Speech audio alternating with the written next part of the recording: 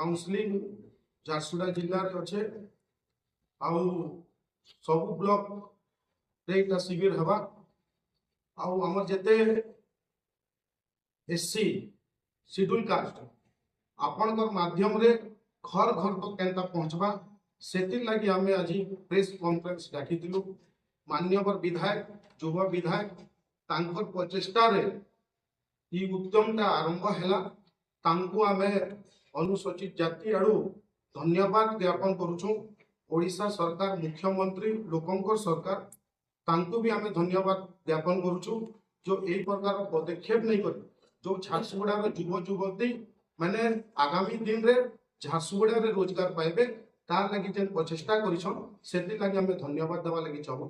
और आसंता काली जनता अनुसूचित जाति रो घर घर तक वार्ताटा पहुँचवा और लोक मैंने सरकार रो योजना के लाभ पाइबे आम तार उद्यम रे प्रचेष्टा करुछुं। अनेक अनेक धन्यवाद समस्त।